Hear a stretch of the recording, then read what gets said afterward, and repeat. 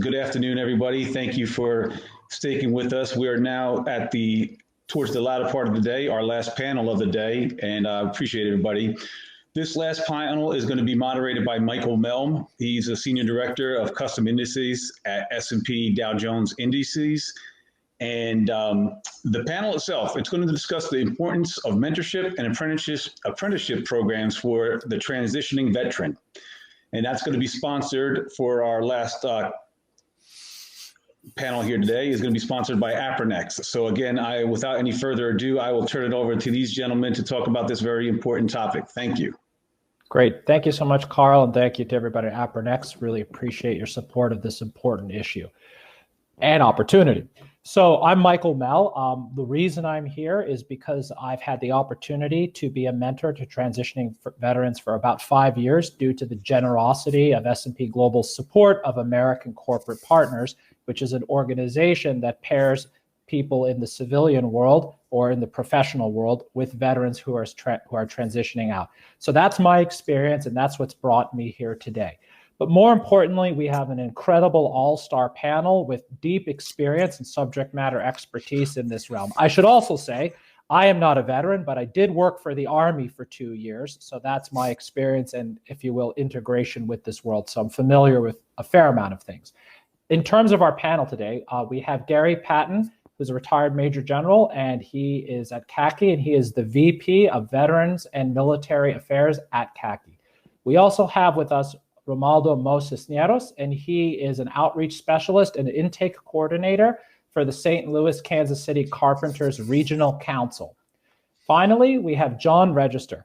He is the founder of Inspired Communications International, LLC. So every one of these gentlemen has great experience, and what I'm going to do now is hopefully have a chance to highlight that for everybody on the call today.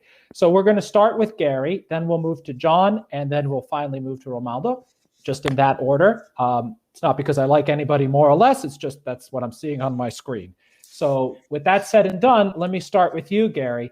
How long have you been acting as a mentor for transitioning veterans, or at the same time, how long have you been offering apprenticeships? Can you talk a little bit about your experience?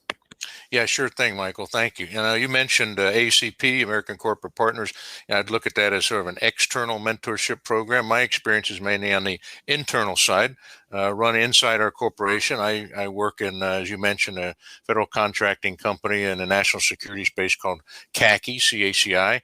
And we run a program, and I've been there 35 years in the Army, but 5 years at CACI after my retirement from the Army. And for each of those 5 years, we've run a mentorship program for internally for our employees, our veteran and military employees. When I say military, I mean serving National Guardsmen, serving reservists, and military spouses. So those three combined with the veterans, a veteran and military mentoring program, and we offer it.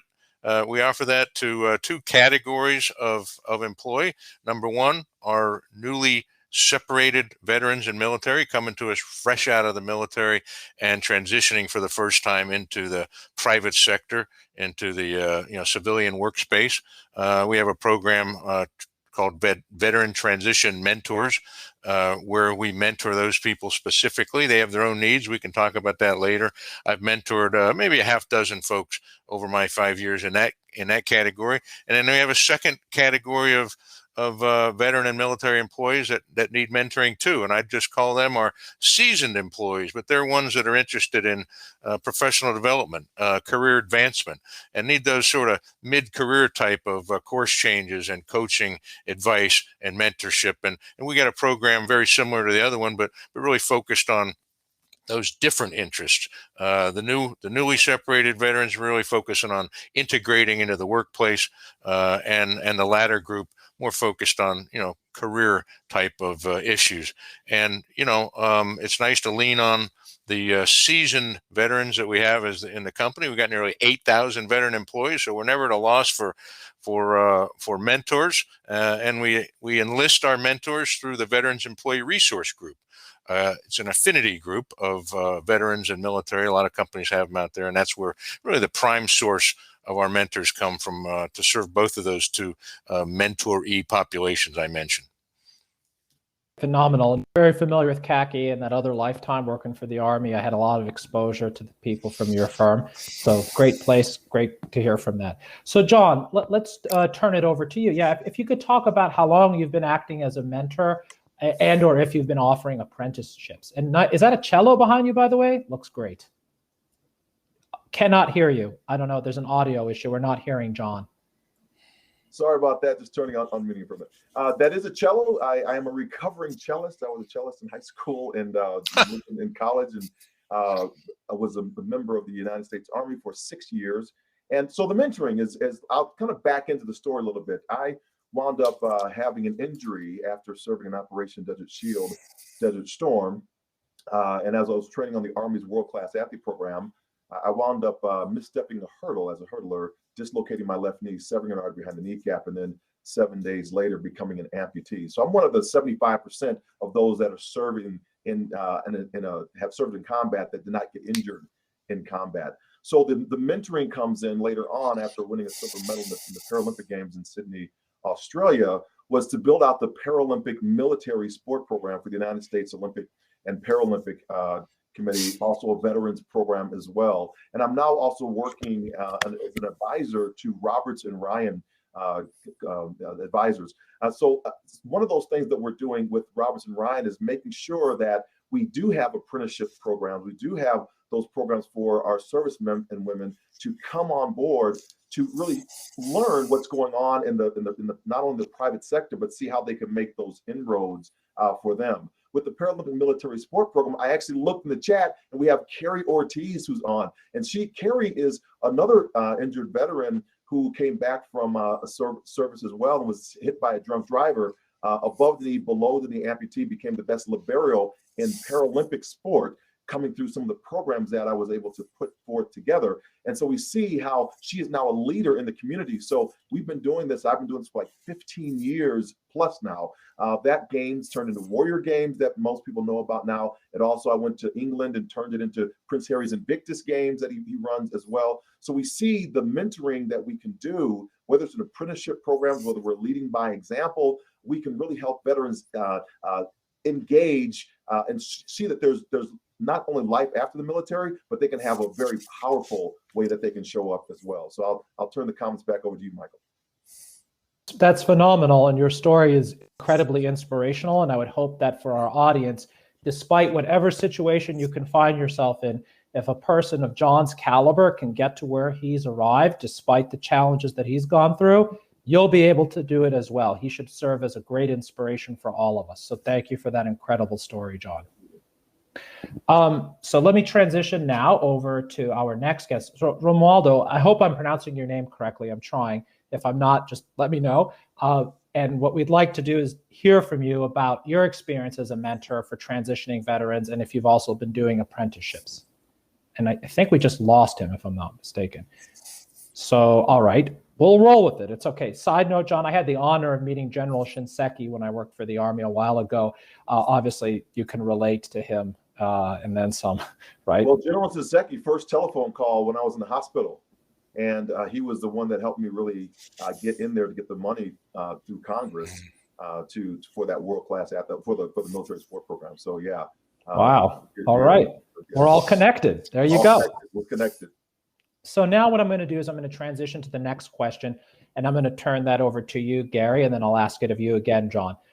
Can you talk about best practices for newly transitioned veteran employees who are seeking to integrate into the civilian workplace? How do you do it when you're coming from the military going into the civilian world?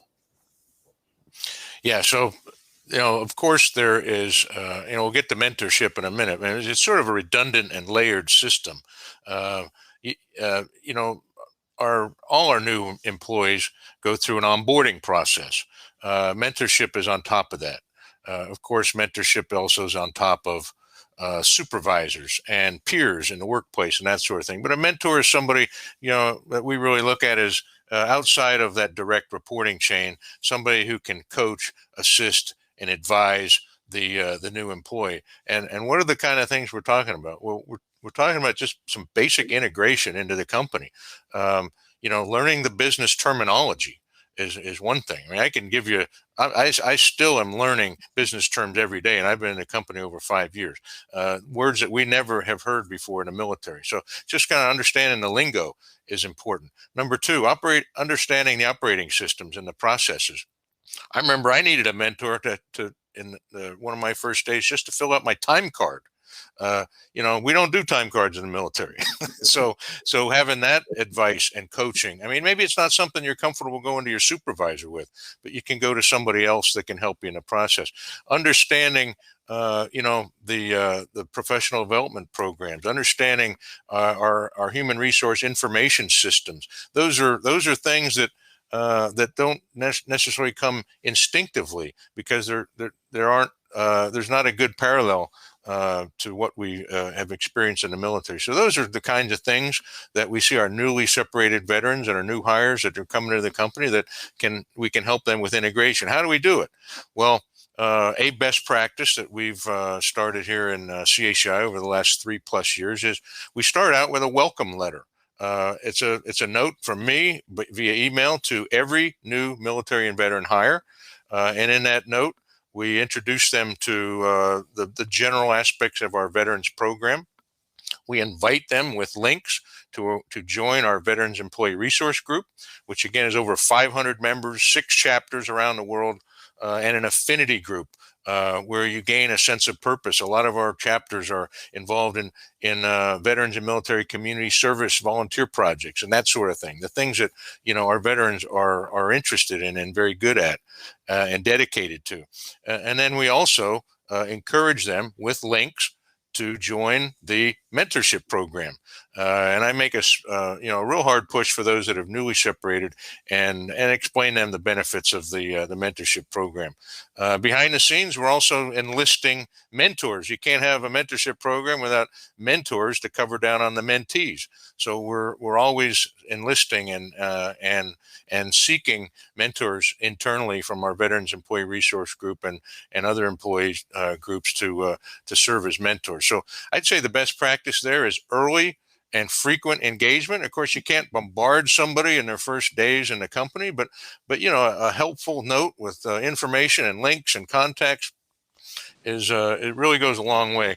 And I think a first step towards successful integration in the company, and one of those steps, of course, being the introduction to the mentorship program, which if left by itself and you had to navigate the HR information system and try and find the mentorship link and program and portal and all that, it might be too hard. So we've kind of force feed that process and include that in our introduction. An introduction goes out via email to every new veteran and military hire in the company. And everything I just described, we call it the Veterans Inclusion Program, VIP, because every new veteran and military employee is a VIP at CACI.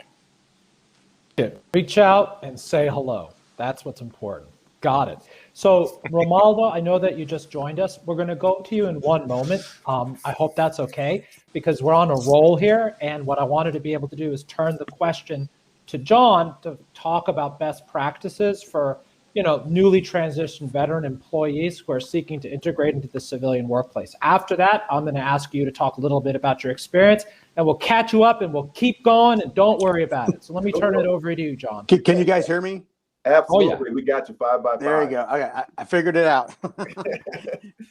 Hey, I love what General Patton was saying, right? Because, one of the things is learning those nomenclatures. Because we don't know the terminologies and we have to make sure. So I was writing the notes down as the general speaking. And one of the things I think with inside of that is that starts early. And I think a best practice is not only for the entity that the group of the person is going to, but also that entity needs to look back and see where that transition is beginning. Because usually a person's going to know if they're transitioning out of the military early. And this, whether they're going to re-up or not, or their enlistment, or they're on the officer side, they know what's going to happen to them in their career. And the challenge is then trying to figure out what are those systems that we can put in place early on to make that transition a little bit easier. Most of the time, we just don't like the change, and so we're afraid of the change, so we don't do the things that are necessary to make that change possible. We see them in sports, right? We saw Brett Favre couldn't figure out how to end his term with Green Bay. So he goes on because of that over to Minnesota, plays for the Vikings some more.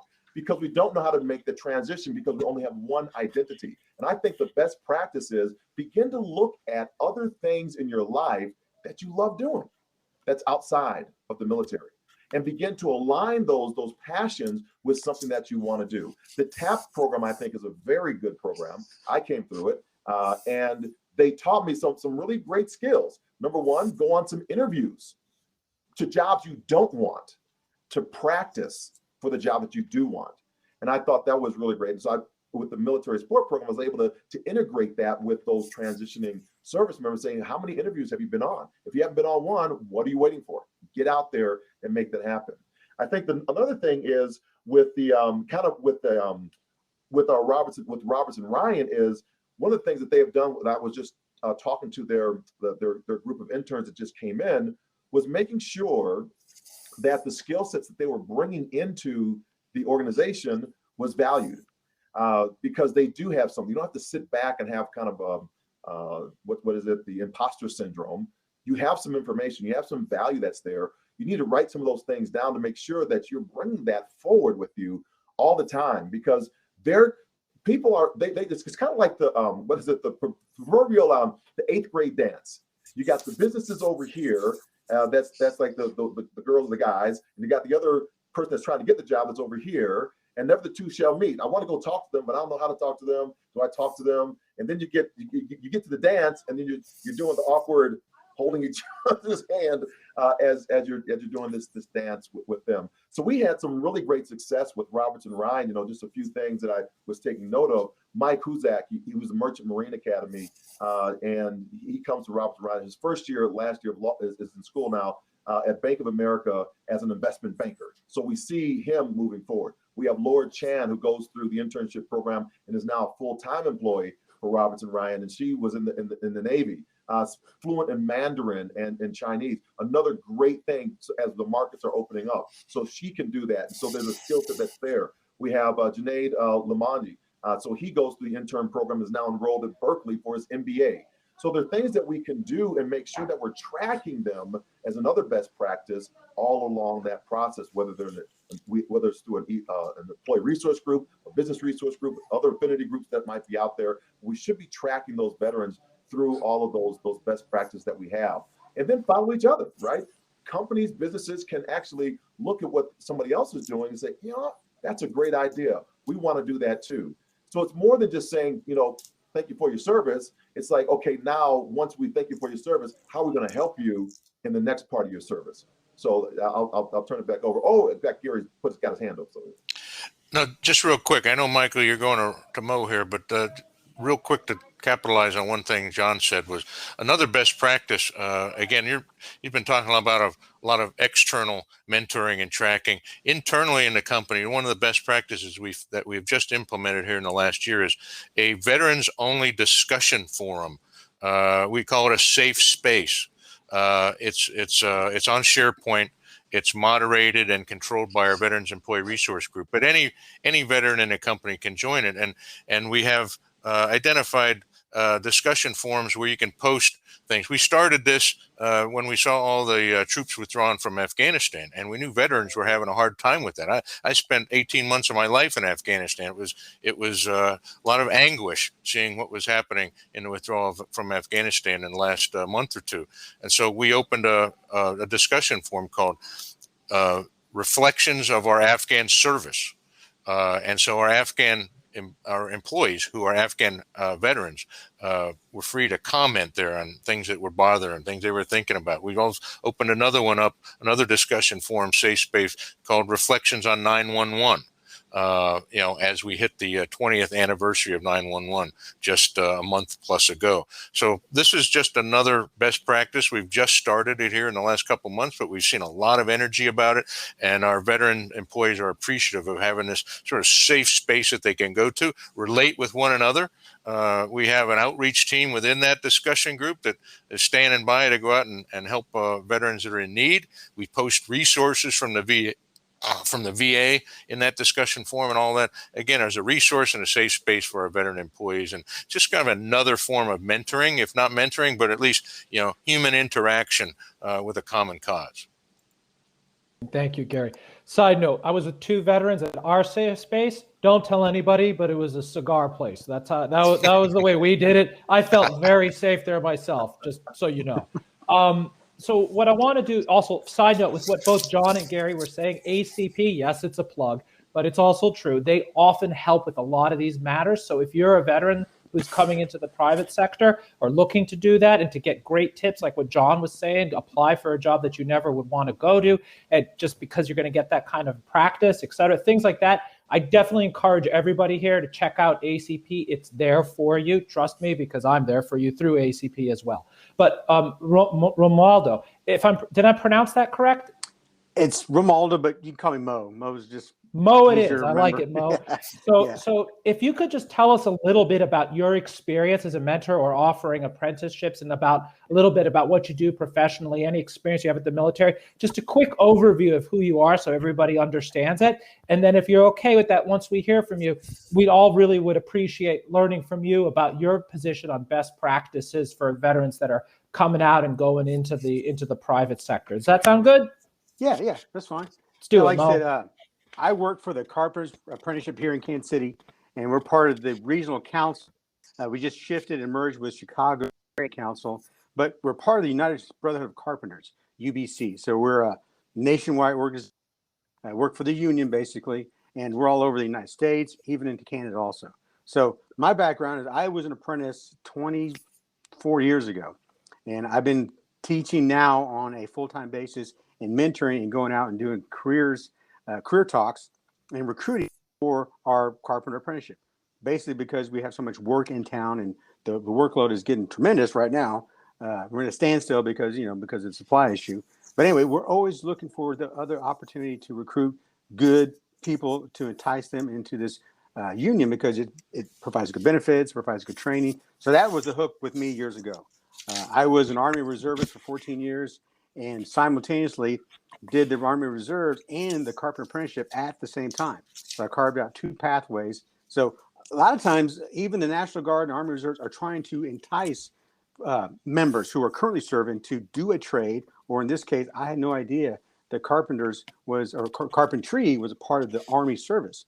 Like I said, that recruiter sent me down and showed me all the possible MOS to choose from. And I said, well, carpentry would be a nice one to choose, because, again, I could learn how to do my own carpentry around my house, fix a deck, remodel a basement and stuff. So I had no idea that was going to be my projection platform to blast me off into all these other opportunities that came my way, because I had this training scope of training, getting up every day, having a good attitude, working hard. And it was just ingrained in me through what my father taught me for morals and what the military taught me as far as goal setting, putting in those extra hours and putting in that mindset that you can accomplish anything you put your mind to. So plus years later, when I became an instructor with the program, I had the opportunity to go to those schools, mentor with high school kids. But then, of course, after getting a teacher certification and training in an apprenticeship school, a lot of those veterans gravitated to me, because what they found out that classroom and I had my military picture on the wall, or I had an Uncle Sam picture with the UBC wants you, just like the old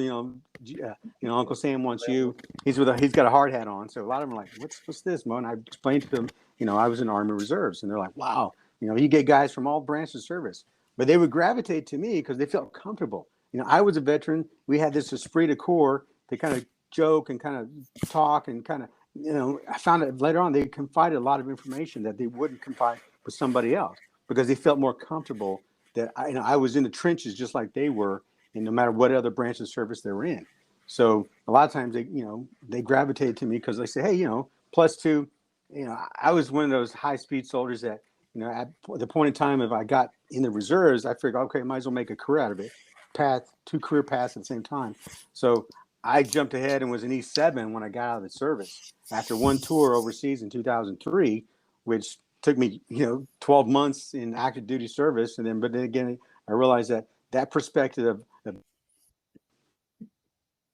in Kuwait and Iraq, and then learning from all those different types of people. And again, being comfortable to talk about my surroundings, my stories, my complications, and everything that, you know, a deployment produces, right?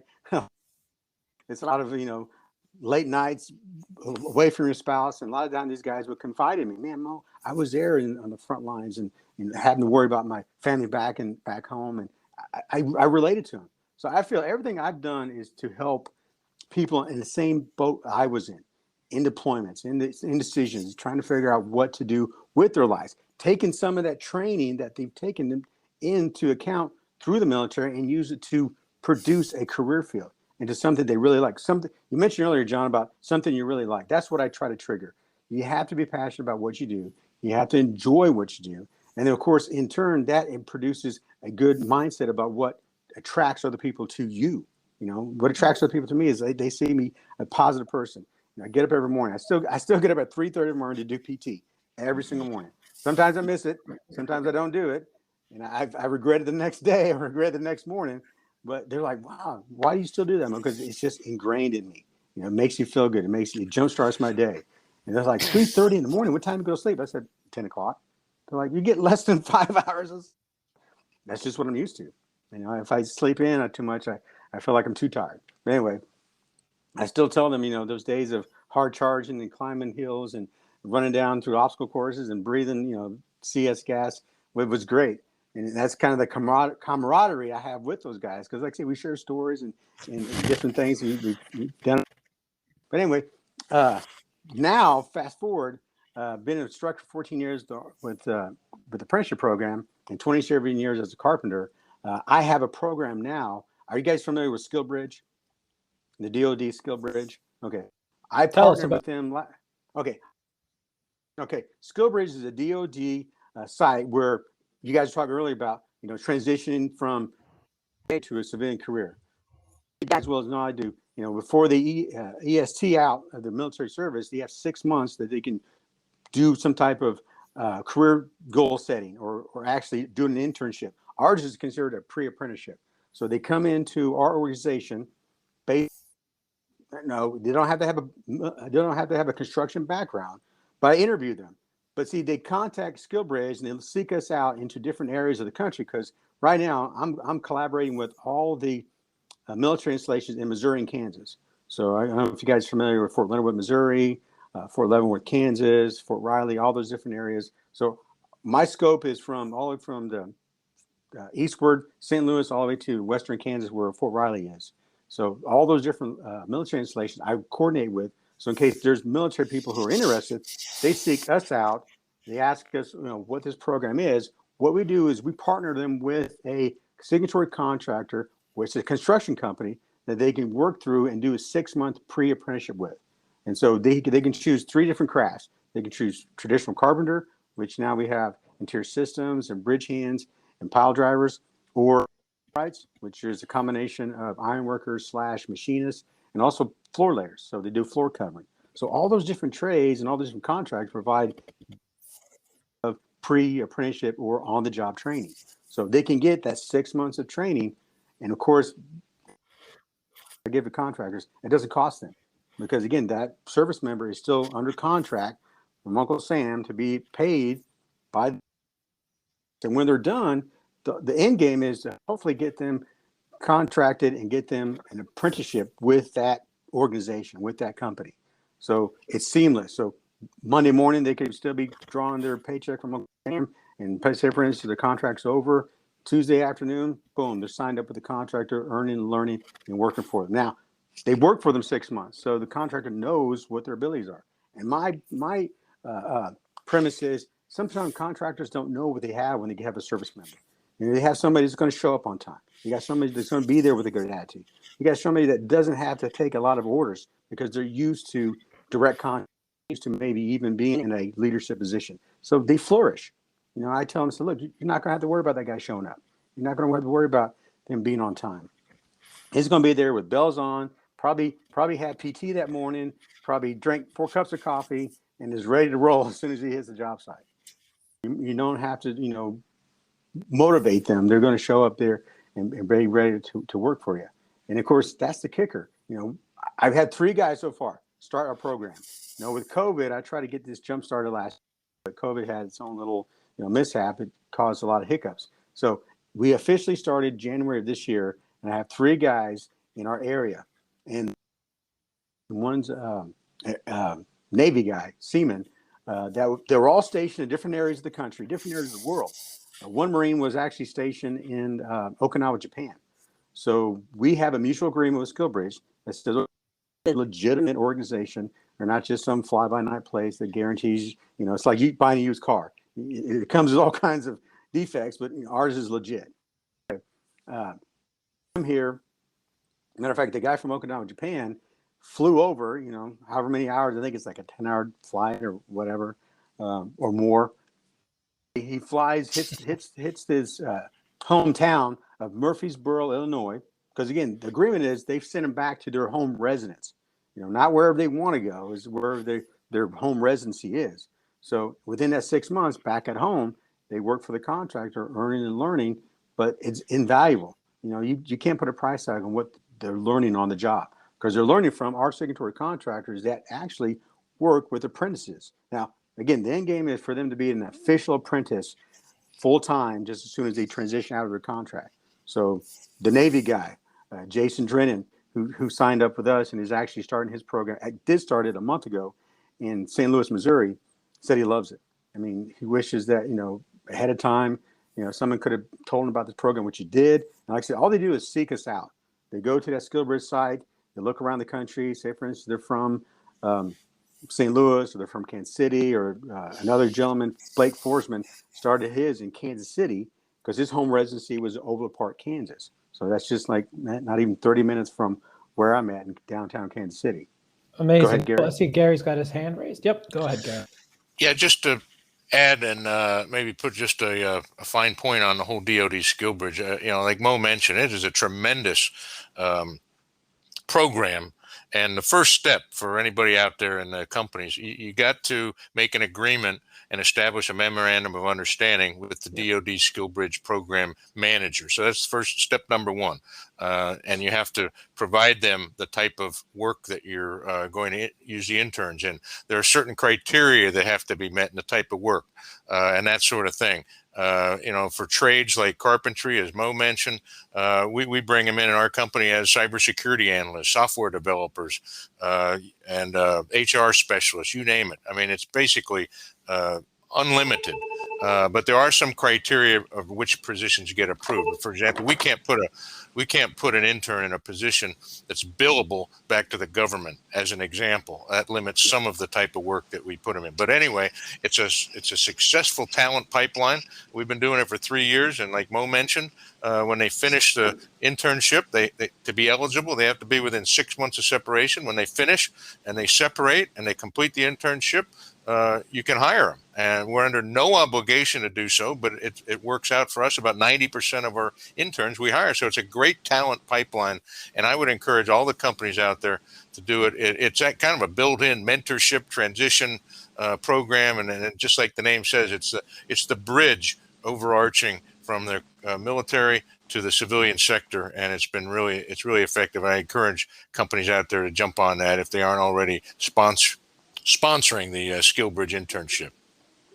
I'm also going to do another plug with ACP and put that into the chat box here in case anybody knows. And that actually transitions to really my next point. And since we're coming up on time, I'm going to kind of move this on a little bit. Okay, so we're all hearing about mentorships and apprenticeships. And I think what's important is for everybody to know why do it. It might seem kind of obvious, but at the same time, maybe it isn't. And I'll just give you my experience real quick, and then I'm going to turn over to Gary, then to John, and to Mo. The reason why, if you're a veteran and you're looking to go into the private sector, it's amazing that we have carpentry with Mo here, because on so many things I'm on, you tend to see service sector industry. So you got to know that it's out there. There are people that actually want to help you. There are people that may have never been in the military who have a deep sense of patriotism, and they want to be able to connect. You don't have to feel that there are resources for there. There's an entire organizational infrastructure of people that are committed to helping out because they actually care. They care about the country. They care about what you did. And so you should leverage it. It would be the most horrible thing to not take advantage of it. Every person that I've ever mentored, I never knew them. I'm in touch with all of them from 5 years ago. We've become friends. And why? Because we all share that connection as Americans, and people care. They want to help you. They want to help you learn how to get a job, how to ace that interview, how to talk about getting a higher salary bump, to go through it all with you. People want to do that. So that's my answer for why you would want to engage in a mentorship, why you would want to reach out to a stranger and ask them for advice. There are times when it might not work out because the personalities don't mesh, but something will work out. I guarantee it to you. And for anybody who's listening, who's thinking of becoming a mentor themselves, I promise you, you get 10 times more out of it than you put in. That's my experience. I learn more from the people that I've had the honor of mentoring. So that's my why as to why you do it. So let me turn it over to Gary, and if you could tell everybody, yeah, why seek out a mentor? Why seek out an apprenticeship? Why even do this? Yeah, well, the obvious answer for the internships, the apprenticeships, the mentorships when you're in transition is really to help you in all aspects of that transition. Get acquainted with the new organization and get your feet on the ground and that sort of thing. But the other side of that is the people who are already in the company. Again, I know Michael's talking about an external mentorship program, but even internally within the company's mentorship program, you could be reaching out to a stranger. We try and line up the mentors with by common service, or maybe common era or age group, or common business sector. So we try and find some commonalities, but then you get the types of questions and the type of issues you may be helping your mentee with, or like Michael mentioned. I've had a mentor who asked me the question, I got an offer from a company outside of CACI. How do I handle that? I got a question, how do I deal with my boss who is producing and putting me in this particular situation? Well, that's not a question you go to your boss with, obviously. So you're seeking some outside source. I got a question of, I'm looking to advance myself in the company. I'd like to move from this program to that program. How do I do that without appearing disloyal to my current program? Okay, all our veterans are loyal. That's loyalty is number one in our value set. But how do you promote yourself and to other opportunities within the company, and not appearing in that disloyal and that sort of thing? So these are kind of the type of questions that come up, and we put mentors with mentees from our seasoned employees that have been through these experiences before. I think it's very helpful, and it's not to replace the chain of command. It's not to replace the job supervisor and all that, but just as an added source of information, coaching, and assistance that I think our mentors are very willing to give, and our mentors seem very receptive to receive. Thank you, Gary. Appreciate that. So we're coming up on time. So John, with apologies, I'm just going to ask you to be targeted. And not that anybody else has been targeted. I just don't know if a cane's going to come and pull us all away. Hopefully it doesn't. But we'll turn to you, John, and then we'll conclude with you, Mo. And let's hit it. Why bother looking for a mentor? John. I will just riff off of what General Patton said. One is to jumpstart your career. We all have that, happen in life. We want someone to help us jumpstart a career. I think with commonality with injured veterans, the commonality question is what we began doing even when people were injured in from Iraq and Afghanistan. The thing we did was we aligned. If someone was an above the knee amputee, we aligned them with another above the knee amputee. If someone was blind, we aligned them with another person who's blind, been further down the road. So we see aligned and commonalities really works very well. And mentors, they already know the path. So those are my three ways of why I think someone should seek out mentorship. Know the path. I like it. It's almost like Jedi wisdom. That's a great way to go with it. So Mo, let me turn over to you. And I'm just, I'm so happy that we have somebody that is in the carpentry space here. I mean, that's for me, I don't get a lot of exposure to that. So I'm literally just eating up everything you've got to say. And I really want to hear your take on it. So yeah, sometimes we don't choose to be mentored. It kind of chooses us. You guys seen that before. So like I say, with me being in the service, being a journeyman carpenter, at one point in time in my life, I actually have to go and train somebody daily. So mentoring anybody is just common. Me being a E5, E6, E7 in the military, I was always training that person. So it just came natural. But again, to do it, there's a little bit of, self-gratification that you're helping somebody improve their life.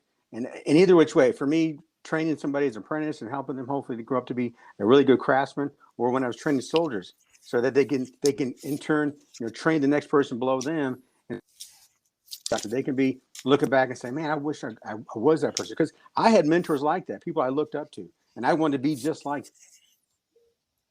my turn. It's like what my attitude is, what my benefit of teaching somebody top notch. Because if not, then how else am I going to encourage them to be a mentor once they get into my position?